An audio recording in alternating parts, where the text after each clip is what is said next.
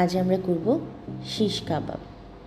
Shish কাবাব করার জন্য আমরা গরুর কিমা নিয়েছি।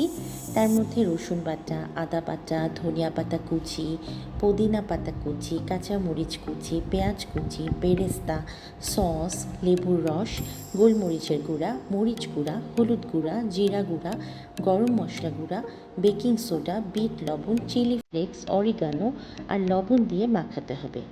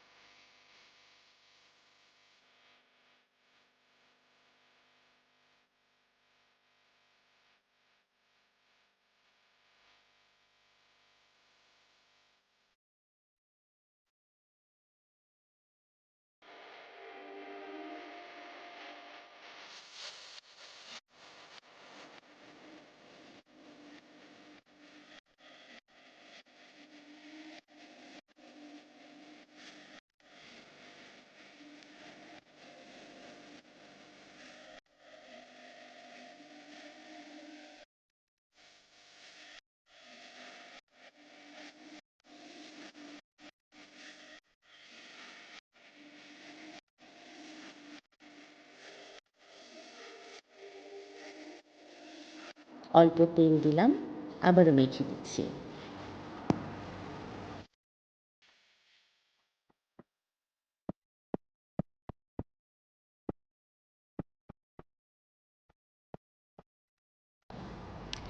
একটা জালিতে কিছু কয়লা নিয়েছি, চুলার উপরে দিচ্ছি।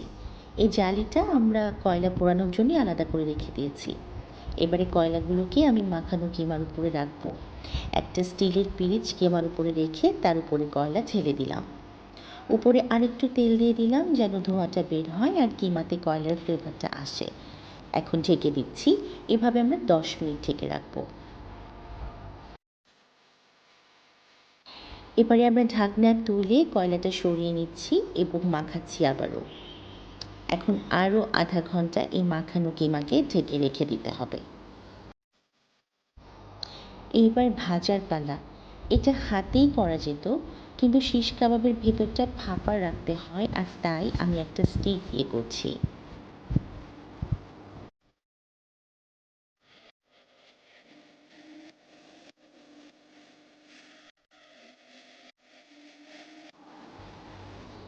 ফ্রাই প্যানে তেল গরম করে আমি ছেড়ে দিচ্ছি কাবাবগুলোকে, ভেজে নিচ্ছি লাল করে।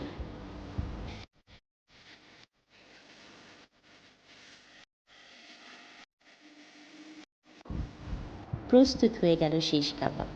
বাসায় অবশ্যই বানাবেন আর আমাকে জানাবেন কেমন হলো। ধন্যবাদ।